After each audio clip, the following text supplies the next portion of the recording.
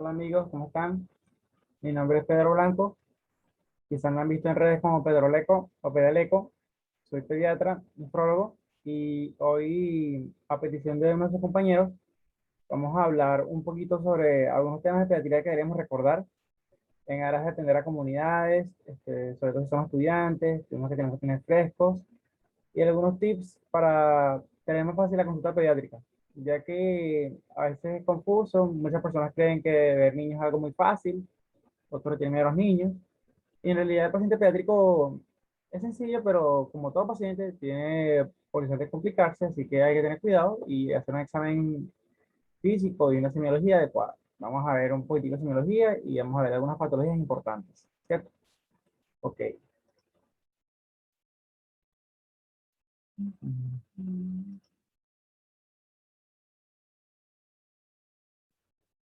Perfecto.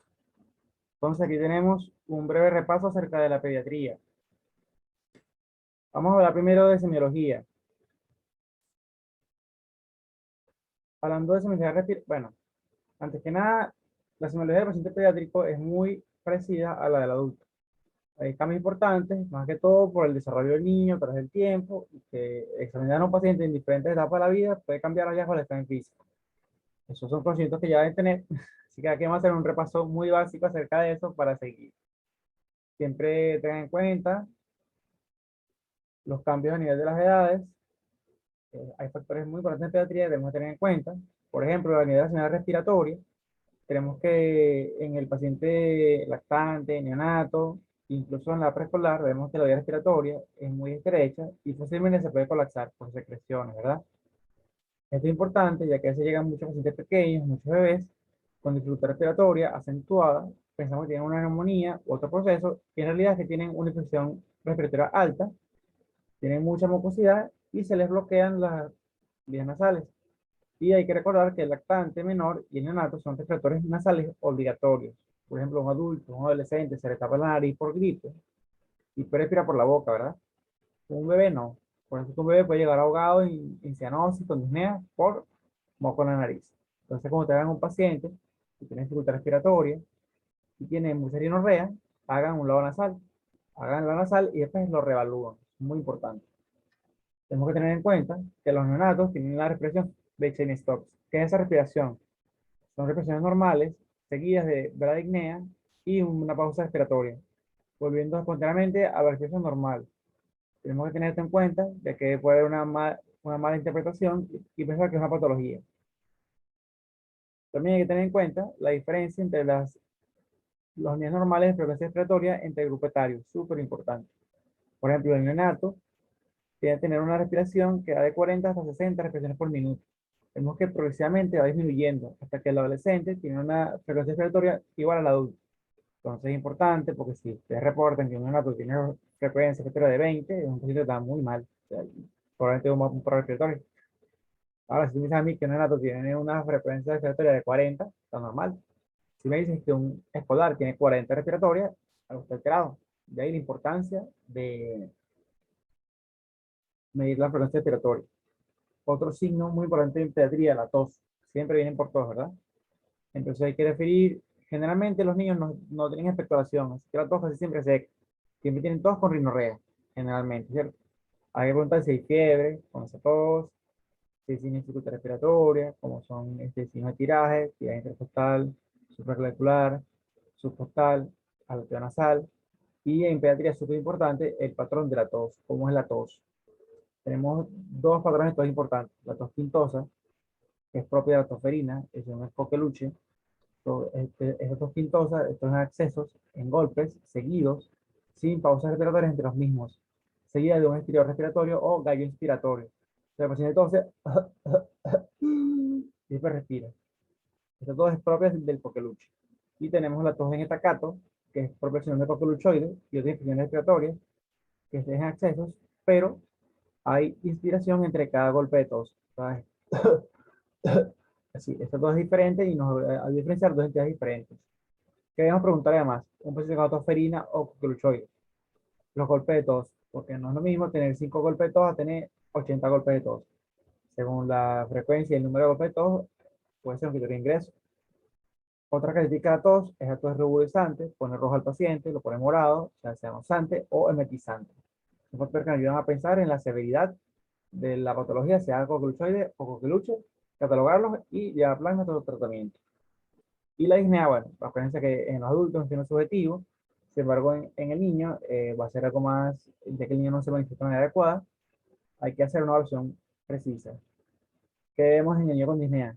Tienden a no comer, sobre todo los bebés, no toleran la alimentación, como de signos de tiraje, que puede ser supraclavicular, subesternal, subcostal, intercostal, alternanza salen los factores más graves, pero generalmente el niño que no come y no come, muchas madres dicen que el niño no come nada, y es porque el niño está teniendo una infección viral, está desganado y no come. Ahora hay que diferenciar eso de desganado de dificultad respiratoria, son cosas diferentes, ¿cierto? Ahora en la semiología cardiovascular, bueno, algo sincero, ustedes casi nunca van a escuchar un soplo. ¿Por qué? Porque los niños son taquicárdicos. Aquí ustedes les puse la frecuencia cardíaca, van a ver que el neonato llega a una frecuencia de 160, en el lactante 100, 140, y justamente en la preescolar ya tenemos 100, 90, 170, la escolar, entonces es muy difícil escuchar soplos en los niños pequeños. Eso lo hacen los cardiólogos después de mucha práctica. ¿Cómo sé que un niño es cardiópata? Bueno, generalmente el niño cardiópata tiene edema, tiene cianosis, pueden tener dificultades respiratorias de nacimiento, si son niños con taquipnea persistente, tienen una falla de medros, que tienen persistalla abajo. Entonces, ¿cómo identifico un niño cardiópata que me está llegando de entrada? Un paciente que tiene cianosis central, a veces puede ser periférica, está desnutrido y tiene a tener edemas. Así yo la definición básica de todo cardiópata. Generalmente los cardiópatas más severos van a debutar en la etapa neonatal lactante y es un diagnóstico que se da, pues, porque la sintomatología no es algo que aguante un subdiagnóstico. Entonces hay que tener esto en cuenta. Igual oculten a cada paciente, ya que ocultando, esa manera en que lo vamos a aprender en última instancia, ¿verdad? Entonces tenemos aquí diferentes grados de soplo, pero como les repito, es muy difícil el soplo. En mi poca práctica profesional, he diagnosticado como 5 soplos de todos los pacientes que he escuchado, porque es súper complicado. A grosso modo, cuando ustedes escuchen algo malo, lo mandan para el cardiólogo, no es importante. Pero tengan en cuenta esto. Todo paciente cardiópata que tenga patología de seriedad, como les digo, va a tener falla de medro, o sea, va a estar flaquito, va de baja, va a estar desnutrido, va a tener taquipnea persistente, puede tener cianosis, son signos claves en yo diagnosticar una cardiopatía. Algo importante, si quieren escuchar a un paciente y quieren tener una buena semiología, es saber cuando hay un soplo inocente, que son frecuentes pediatrías. Soplo inocente, que es un soplo funcional, se ocultan en una gran parte de los niños que no tienen patología y siempre están ante los años de edad. ¿Cómo lo distingo de otros soplos? Siempre son soplos sistólicos, pero no ocupan todas las sístoles. Nunca están en diástole, son de baja intensidad, o sea, nunca van a tener frémito y se van a escuchar sin estetoscopio. Nunca tienen frémito, ok. Se acompañan de un R2 control normal, no se irradian a otros focos de ocultación. Pueden cambiar de intensidad según la presión del paciente. Pueden incrementarse en episodios de hiperdinamia, anemia, ansiedad, hipertiroidismo, fiebre, súper importante, porque mucha gente dice, hay fiebre con un soplo, no, hay que aprender a diagnosticar. Y bueno, en estos pacientes, ya que generalmente uno lo hace así, pero generalmente cuando ustedes un soplo, ustedes lo van a referir a un cardiólogo para un estudio más avanzado. El cardiólogo nos va a decir un soplo inocente o no. Entonces, generalmente, cuando estos pacientes se estudian, no tienen alteraciones a nivel del electro, del rayos X y de otros índoles. Tenemos soplo Biotrastil, el soplo pulmonar Fogel, soplo sistólico, aórtico, soplo extenso pulmonar de rama. Pero bueno, a grosso modo, a nivel cardiovascular, tengan en cuenta los niveles normales de frecuencia cardíaca en los niños. En los niños hay que tomar atención, tienen que tener su tablita de percentiles. Recuérdense que a partir de 3 años deberíamos tomar atención en todos los pacientes, en toda la consulta, ya que la hipertensión arterial cada vez es más frecuente en los niños, incluso la presión esencial. O sea, siempre hay que hablar la atención en los niños, ¿verdad? Hablo en los pulsos, en las extremidades, ya que la primera causa, bueno, la única causa de hipertensión arterial de índole cardiovascular es la cortación de la aorta en pediatría. En adultos, la hipertensión la maneja el cardiólogo, ¿verdad? En, en adultos. En pediatría, la hipertensión la maneja el nefrólogo. Entonces, la única causa que resalta es la cortación de la aorta. Entonces, siempre tomen pulsos. En otras índoles semiológicas, bueno, ustedes conocen semiología por adultos y por lo que han visto. Una cosa que les da a recordar, Recuérdense a nivel de cráneo, cara, las fontanelas, cuando desaparecen, cuando es patológico que una fontanela persista o no. Recuerden que la fontanela es importante a nivel de lactante y neonato, ya que por ahí vamos a evaluar deshidratación, en fontanelas que están hundidas. Vamos a ver signos posibles de infección de nervio central, meningitis, por ejemplo, cuando la fontanela está bombada. Entonces hay que tener eso en cuenta. Tenemos que tener en cuenta que la fontanela posterior se cierra mucho más temprano que la fontanela anterior y que a los 2 años ya todo debería estar cerrado, ¿verdad?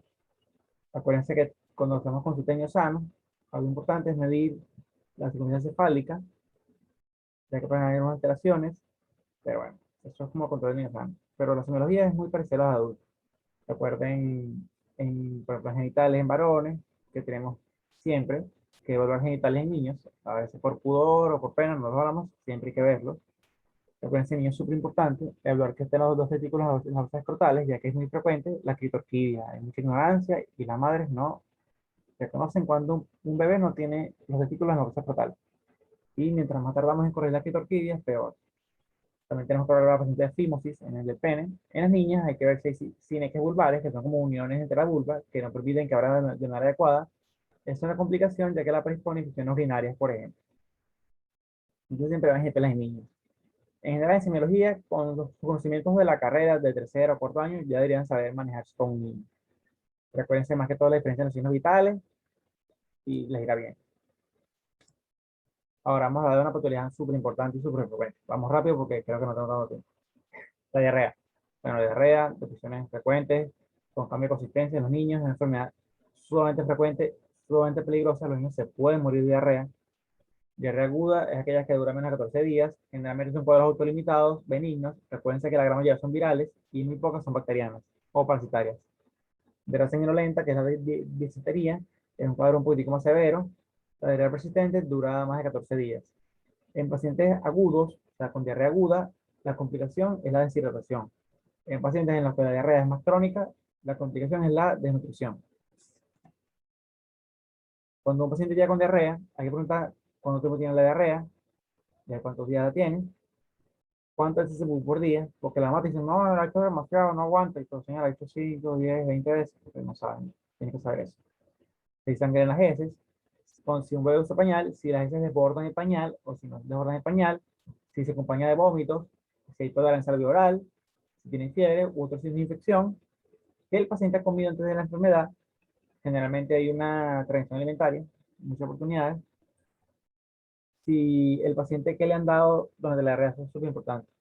Recuerden que lamentablemente en nuestra cultura está muy arraigado de usar plantas medicinales. Y niños eso no se debe hacer. A los niños no se les da plantas de ningún tipo. No se les da malojillo, ni toronjil. Y las mamás le dan nombres que yo vi hace un librito un día que, bueno, lo debería hacer desde ya.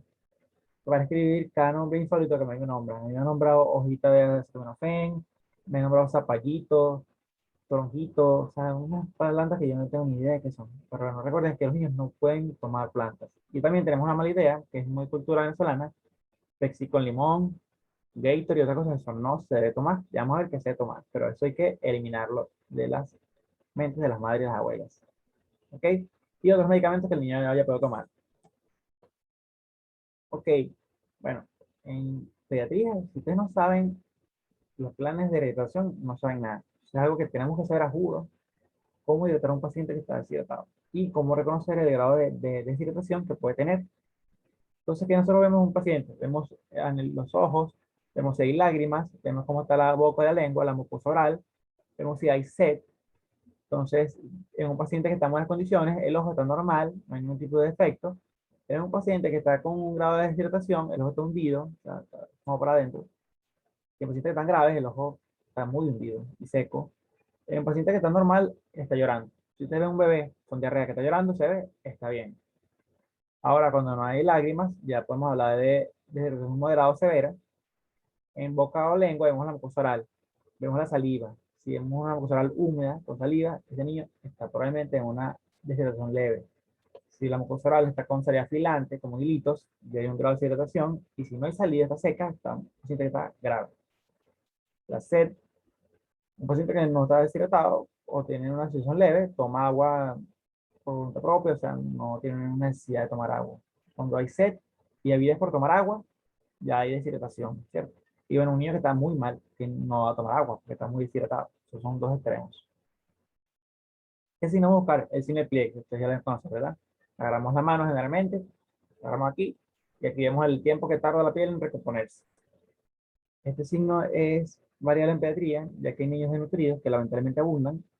La urgencia de la piel va a estar disminuida en general. No se guían de signo en pacientes desnutridos. El llenado capilar es súper importante en pediatría, es vital. Si usted le llega a un niño que está desde lo severo, lo primero que deben hacer es medir tensión arterial, pero a veces no tienen el manguito adecuado, el equipo, vean el llenado capilar. Esto nos salva la vida. Un paciente con llenado capilar mayor de 3 segundos está chocado y hay que correr con ese paciente porque se nos muere. ¿Sí? El pulso, bueno, lo que les comenté, el pulso débil, hay que tomar atención idealmente. Okay. Si un paciente yo lo vi con diarrea, tiene llanto con lágrimas, ojos están normales, mucosa oral húmeda, todos los signos están negativos, es un paciente que está sin signos de deshidratación o muy leve, por lo cual está con plan A.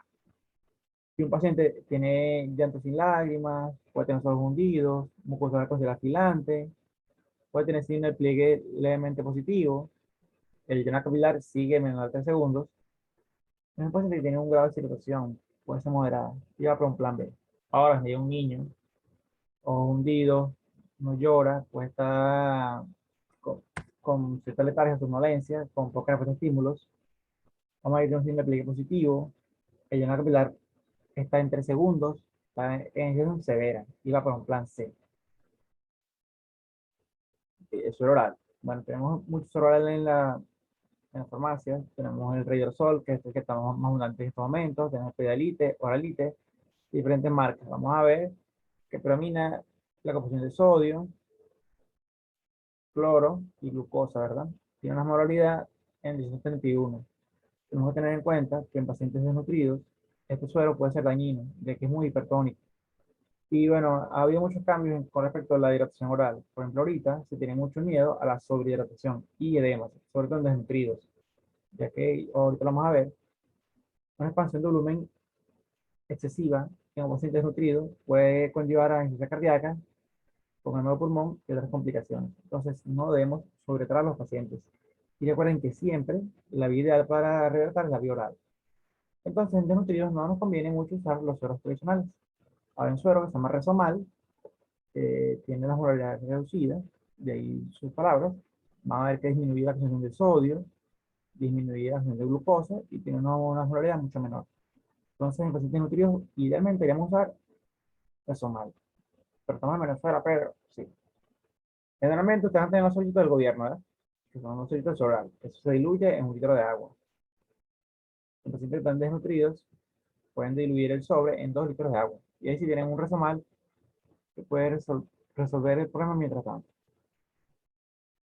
Estoy en la selva, no tengo nada. El paciente es grafar 5, no puede conseguir sobre en ningún lado. ¿Qué hago? Un litro de agua potable, idealmente, una pica de sal y un puño de azúcar. O lo mismo, un litro de agua, 8 cucharitas de azúcar y una de sal. Con eso puedo resolver un oral provisional. Que entonces el plan A. Esto es súper importante. Que el niño puede comer o no. Muchas personas creen que cuando tiene diarrea no debe comer y es al revés. Como hay pérdida de nutrientes y pérdida de líquido, el niño debe comer. ¿Pero qué come? Comida hecha en casa. O sea, por ejemplo, más que está en el hospital y le compra al niño un pechito con un pastelito, con unos jugos. No, señor. O sea, el niño lo va a vomitar o va a tener más diarrea y va a seguir el problema. Le compra pan, arepita, el suero oral, ya comenté, hay que darle más líquido al niño de lo que debe, o sea, hay que darle al libre demanda, pero que trata de que tome bastante agua y se lo ofrece. Que no se debe tomar? Refresco, Gatorade, fructus, ningún tipo de hierba o té, nada de bebidas deportivas, jugos envasados, el huesito, yuquerit, tiene mucho azúcar. Y por ejemplo, si te están vomitado, comidas muy condimentadas, comidas muy frías, comidas muy calientes, comidas con mucho dulce, inducen al vómito, no deberían comerlo. El niño debe comer verduras, vegetales, comidas que hagan estómago, por así decirlo. Sopitas, variedad de verduras, agua potable, jugo de frutas, generalmente sin azúcar, si pueden hacerlo en casa mejor. Puré, pueden ser puré de papa, puré de plátano, pasta, arrocito, comida casera, pues más que todo. Galleta de soda, pueden comer galleta amarilla, pan tostado. En el plan A, La indicación es que se dé al niño suero oral después de cada vómito o evacuación. Como una medida general y tranquila, yo le digo a mamá, dale un vasito de suero después de cada vez que vomita o cada vez que evacúe. Eso es lo principal para que el niño no se deshidrate, ¿cierto? Y bueno, más que todo eso. Si el niño que toma suero, que tome todo el suero que quiera. Pero siempre hay que darle suero después de cada vómito o evacuación. Cada vez se sabe más y se indica zinc a pacientes con diarrea, ya que el zinc ayuda a controlar y disminuir la pérdida de electrolitos por la vía intestinal y por consecuencia también la pérdida de agua. La dosis idealmente son 20 miligramos a mayores de 6 meses y 10 miligramos a menores de 6 meses. Viene en jarabe al 2% y UCC trae 20 miligramos. A todos los con diarrea, mándenle zinc. ¿Cuándo mando antibióticos en diarrea? Porque todas las más quieren que manden antibióticos y no todas se mandan. Recuerden que la gran mayoría de las diarreas se autorresuelven espontáneamente después de 5 días. Entonces, ¿cuándo mando antibióticos? Cuando hay disentería, opciones con sangre, cólera, pero eso creo que nunca más lo veamos. En pacientes nutridos moderados o graves, ya que lamentablemente hay un componente de inmunosupresión y ellos pueden hacer sepsis de punto de pérdida gastrointestinal y fallecer inclusive. En teoría, un paciente desnutrido que está con diarrea es un posible ingreso. En tema histolítica, la monobiasis, Yardelambia, bueno, aquí se coloca antiparasitario, el metronidazol.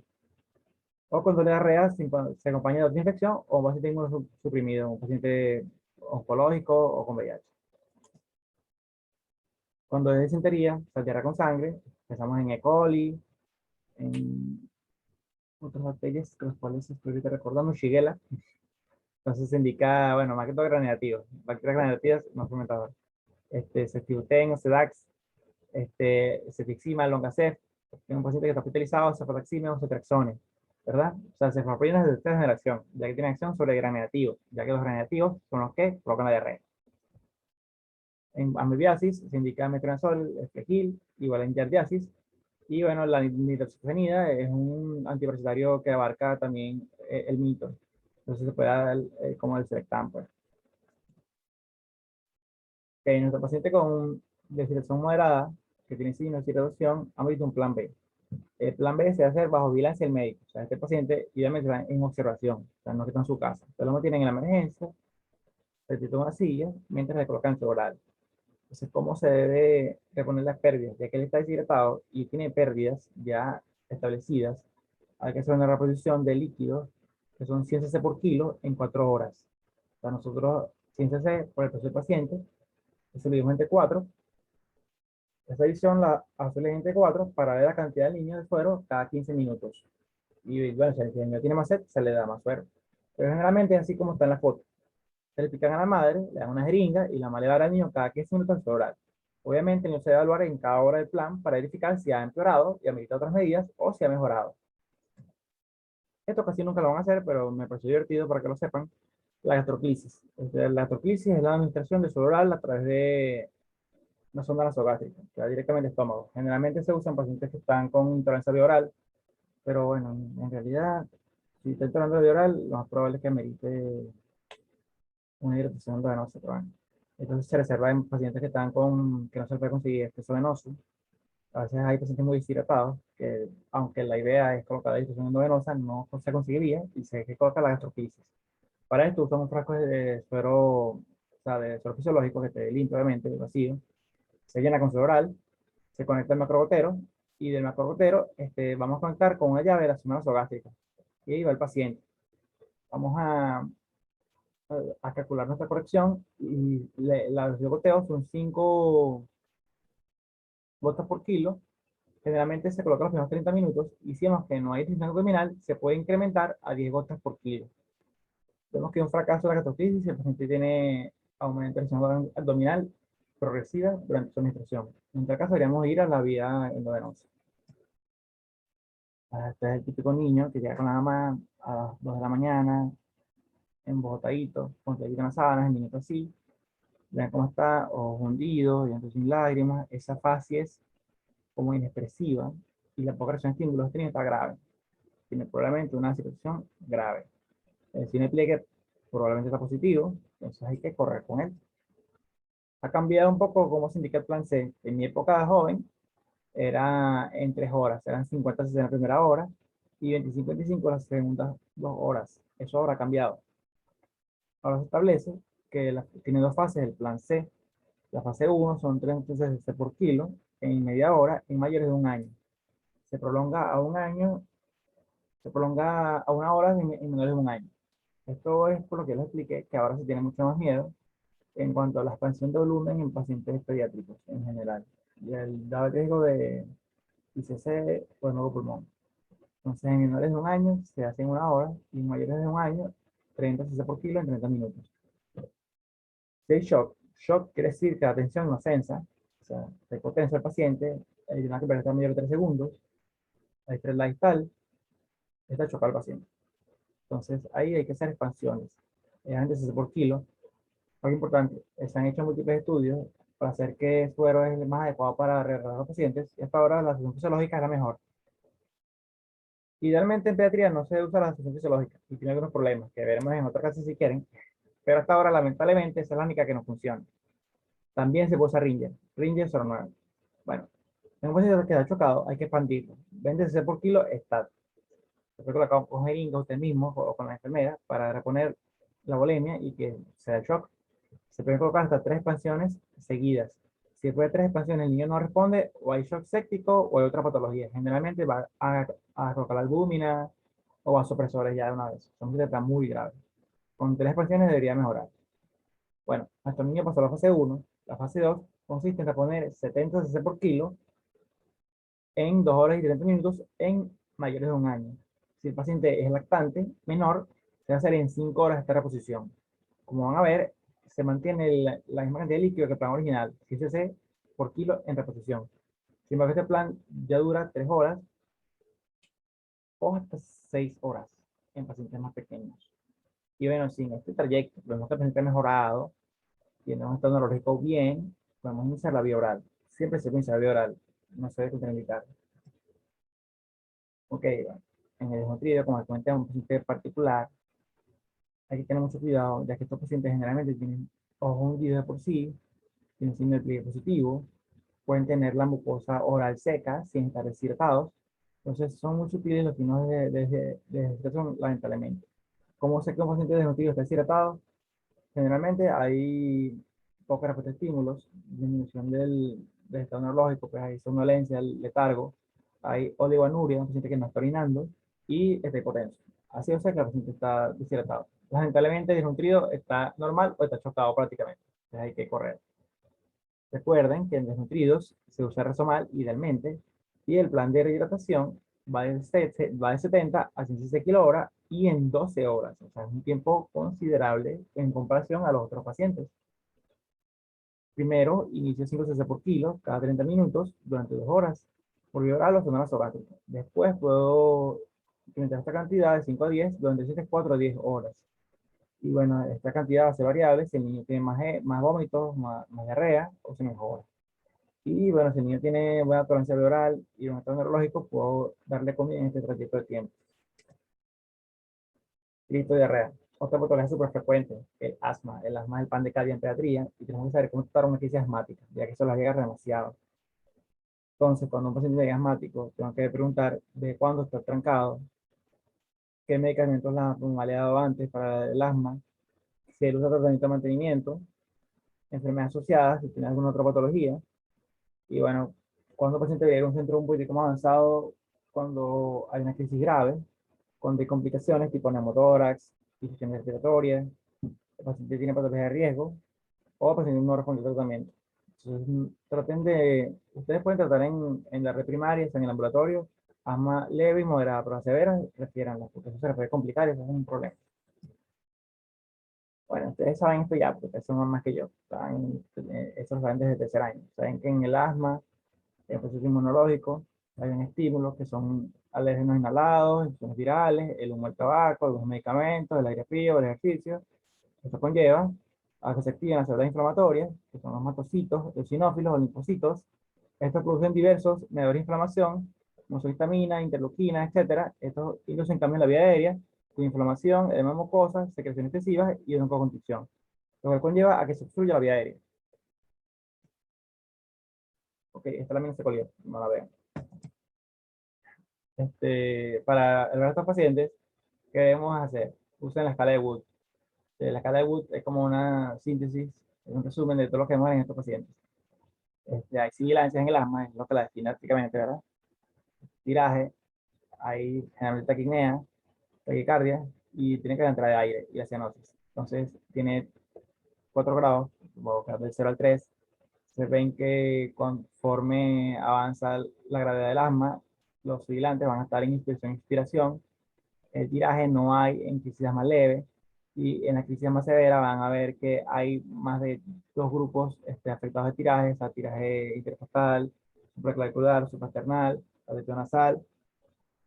La frecuencia respiratoria va avanzando según la gravedad del asma. Igual la frecuencia cardíaca, a nivel de ocultación, vamos a ver que tiene una buena entrada de aire en las ramas leves. Y bueno, cuando ustedes ven un tórax silente o no hay sibilantes, no es que el paciente mejoró, sino está muy mal. Entonces, tienen que tener cuidado en esos extremos. Y la cianosis también es la parte más grave. Y según el puntaje, ustedes van a saber si la crisis es leve o grave. Ok, esto no me aparece aquí. Aquí. Ajá, no sé si aquí lo ven. Bueno, el manejo de la crisis asmática es con betagonistas de rescate nebulizados, el salbutamol, con oxígeno, obviamente, y con glucocorticoides sistémicos. El esteroide es lo que saca al paciente de la crisis en última instancia, el esteroide. Yo coloqué mi esteroide y mi oxígeno. El paciente me respondió. Tiene menos saturación de oxígeno, disminuyó la oxígeno respiratoria. Puedo darle de alta con betagonista para su casa, salbutamol inhalado. Puedo considerar un paciente con asma, aunque tenga una crisis leve, siempre debe tener esteroides para su casa. Mínimo 5 días. Siempre tengan eso en cuenta. Si no le dan esteroides, no va a mejorar. Y bueno, deberíamos revisar qué pasó porque tienen la crisis. Generalmente ellos tienen un desencadenante de la crisis. Entonces hay que investigarlo. Y bueno, en el buen ser, le mandan una cita de seguimiento médico. El paciente no respondió del todo bien, ya que lo nebulicé, le coloqué esteroides, oxígeno y no ha mejorado. Hay que colocar otra dosis de betagonistas y lo vuelvo a evaluar. Si con 2 veces que le han colocado betagonistas no ha mejorado, son ingresos. O sea, usted un paciente llega asmático, lo nebulizan, no mejoró, recen, coloquen la segunda dosis de betagonistas, si no mejoró, es un ingreso. Entonces aquí, bueno, hay que tratar de monitorizarlo. Las medicamentos, eso está ahorita prácticamente en desuso, ya casi no se usan. Sin embargo, en pacientes graves se usa casi todo lo que se tiene. Y bueno, espero que ustedes nunca llegue a esto. Si un paciente empeora en este trayecto, ya se puede considerar ingreso a terapia intensiva o uso de sulfato de magnesio. Por eso que ustedes nunca van a quedar con una asma severa, siempre lo van a referir o lo van a consultar con su médico superior. Ay, cosas nuevas, aquí, no, aquí, ok. Bueno, tenemos estos medicamentos que son los principales caballitos de trabajo en el asma, ¿verdad? Tenemos salbutamol de 0,05 a 0,15. No usen lo de una gota por kilo, calculen la dosis, es fácil. Entonces, se dan inicialmente 3 dosis cada 20 minutos. O se puede ir continua, pero yo uso generalmente a 3 dosis cada 20 minutos con la solución en solución 0,9. Por ejemplo, yo he calculado por memoria que por cada 3 kilos es 0,1 cc de salbutamol. Suponte que tengo un niño que pesa 10 kilos, sería un cc de salbutamol diluido entre cc de solución 0,9 cada 20 minutos por 3 dosis. Y lo revaluamos. Así es el tratamiento básico de una crisis asmática. Siempre lo colocar de esteroides. Ustedes leen la literatura, ustedes van a ver que la dosis, que la vía ideal de administración es la vía oral, incluso en emergencia. Pero bueno, nosotros lamentablemente no tenemos todo el tiempo prednisona en la emergencia vía oral, así que podemos usar hidrocortisona o metilprednisolona. Aquí les de las dosis los medicamentos. Pero cuando el paciente ustedes lo van a egresar, egresenlo con prednisona vía oral por 5 días. Por 5 días no hay que decalar la dosis de manera piramidal y se va a usar seguramente y va a ceder la crisis de asma. Otros medicamentos, pero ustedes eso no lo deben usar. Si un paciente que está con ustedes no mejoró con el salbutamol, pueden rezar y ponerle bromuro hipatropio, pero ustedes nunca van a usar el sulfato de magnesio ni meticentina, porque eso ya es un manejo más avanzado en crisis más severas, así que no lo deberían usar. Cuando el paciente se debe hospitalizar, vemos que el paciente sigue en malas condiciones, sigue el tiraje, sigue la hipoxemia, ha empeorado después que suceden los antagonistas, persisten las sibilancias severas con sin el tiraje, Es un paciente que ya ha tenido 4 extracciones en un mes, hay que ingresarlo, ya se está pasando. Es un paciente que llega con noticias más moderada, pero anteriormente hasta en UTI, ingresen. Es un paciente de temer, tiene miedo. O un paciente que vive muy lejos y sea muy difícil hacer chequeo. Pues esto es debatible, ya estamos en Venezuela y todo el mundo vive lejos y hay muchos pacientes, así que no podemos darnos el lujo de ingresar a casos sociales, pero bueno, todo queda a juicio del médico. Y bueno, espero que ustedes nunca vean esto, pero un Yankee de UTP es un paciente que tiene deterioro neurológico, que hay signos de fatiga, o sea, que hay un peligro de que fleje la musculatura respiratoria. Ven que está un tono silente, voz interrumpida, no puede articular muchas palabras, le hacen una resonancia arterial y la presión va en aumento, o sea, hay hipercapnia, un hemotórax, que es una complicación grave del asma severa. Hay historias anteriores de que el paciente ha sido intubado, que hay efectos adversos a los medicamentos o a un paro cardiorrespiratorio. Ya aquí terminando, unas patologías muy puntuales. El resfriado común es algo súper frecuente en pediatría. Recuerden ahorita que todo paciente que tosa o tenga fiebre o es COVID, siempre usen su equipo de protección. Y bueno, en estos pacientes, como muchas veces no tendrán acceso a hacerse pruebas de descarte de COVID, ya que generalmente estas pruebas las reservan a pacientes con síntomas severos de ingreso, en un paciente que ustedes vean con necesidad respiratoria X, que tenga rinorrea o tos, sugieranle el aislamiento en casa, uso de tapabocas en la casa y lavado de manos entre familiares. Básicamente eso porque ahí dicen que hay que asumir que todo es COVID. Si no, le indican su prueba de COVID, pero en la República es muy difícil que hagan prueba de COVID a pacientes con síntomas leves. El resfriado común, una causa del COVID y muchos virus que tienen aquí. Hay bacterias que te pueden dar cuadros parecidos al resfriado común. ¿Cómo se manifiesta el resfriado común? Hay rinorrea, obstrucción nasal importante. En los lactantes puede haber fiebre con irritabilidad, decaimiento. Puede aparecer después la rinorrea, que se transforma de hialina a verdosa. El que cambie a mucopurulento no tiene nada que ver con necesidad de antibióticos necesariamente. O sea, pues tienen que hablarse de otros signos para decir que ya hay una infección bacteriana. Moco verde no es igual a antibiótico.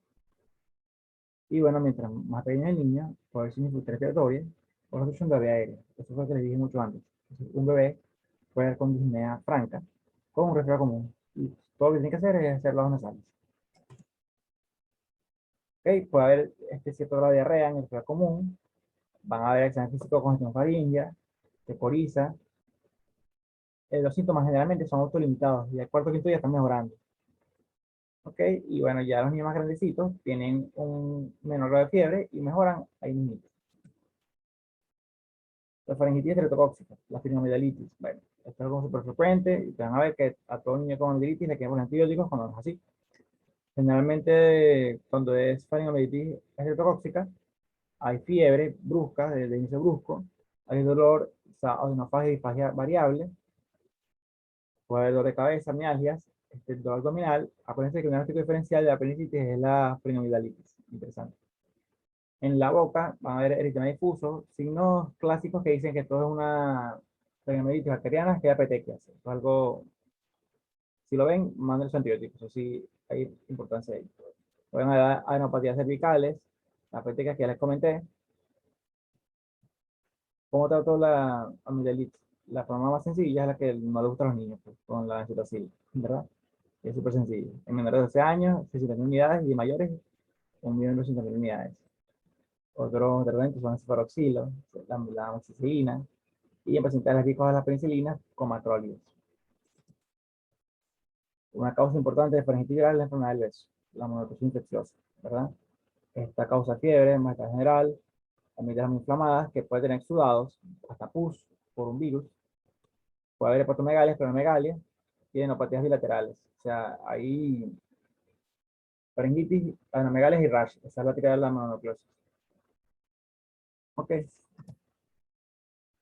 es una pregunta que yo haría en un examen. La única infección respiratoria alta que puede matar a un paciente es la pilotitis. Generalmente la causa en bacterias, predomina de la influenza, va de un grupo de 2 a 6 años, influye mucho que el paciente no esté vacunado, es inicio súbito, o sea, un paciente que en 2 días está muy mal, hay dificultad respiratoria, o odinofagia, cialorrea, súper importante, es un trípode, que es que las manos se están apoyadas en las piernas, pues usted no puede respirar. Y bueno, en el diagnóstico de radiológico se ven imágenes de guantes, que ven un dedo que está como presionando la tráquea. Este paciente está hospitalizado. Espero que nunca les llegue porque es algo horrible. Ah, bueno, si ustedes sospechan de epiglottitis, nunca hagan examen con bajas lenguas porque pueden estimular la epiglottitis, se cierra y se muere el paciente. Entonces, debe estar hospitalizado, debe ser visto por otorrino y hay que ver incluso la posibilidad de que haya medida de intubación endotraqueal. Trata con antibióticos como las ampicilinas, cefuroxima, excelente, o ceftriaxona o cefuroxima. La laringotraqueitis también es una infección de todos los días, es una infección de la vía respiratoria alta y baja, y hay además subglótico. Entonces ustedes van a ver en la rayos X el signo de punta de lápiz, que es característico. Hay tos perruna, que es la que todos describen, que es el signo que todos se acuerdan. Hay estilos inspiratorios, disfonía, ¿verdad? Más que todo es causado por virus, el virus de la influenza, el virus de la parainfluenza, el virus central respiratorio, el COVID también puede causar. Ok, bueno, en muy pocos casos se hospitalizan, o sea, no quiero ver que hospitalicen la laringotraqueitis. Si usted la tiene que hospitalizar, probablemente otra cosa, y no es una laringotraqueitis, porque esto casi nunca se complica. ¿Por qué la trato? Esta se nebuliza con epinefrina, ya que la epinefrina va a disminuir el edema subglótico y va a mejorar la sinusosis del paciente. Y también con esteroides. Se puede colocar dexametasona, prednisona o buesonina inhalada. Aquí les doy un cuadrito para que lo recuerden con las principales infecciones respiratorias y sus características. Esto se lo leen en casa. Bueno, tienen que tener en cuenta el CRUP, el pan de cada día. Espero que nunca llegue, yo nunca he visto una, pero hay que tener en cuenta cómo se diagnostica una epiglotitis. Y bueno, para la reflexión, los médicos más peligrosos son aquellos que como auténticos comediantes imitan al médico nato con arte con suma ilusión. Hay que estudiar, todos los días se aprende algo, no sabemos todo, estamos en el inicio del camino de toda la vida, pero ahí poquito a poco vamos. Bueno, si les gustó la información, yo a veces coloco cosas médicas en Pedro Leco, generalmente las coloco más que todo en Pedaleco, que ya tengo en Instagram, en Twitter, y bueno, estamos a la orden, cualquier duda me preguntan, y bueno, estamos a la orden para ustedes. ¿Vieron, chicos? Los quiero mucho.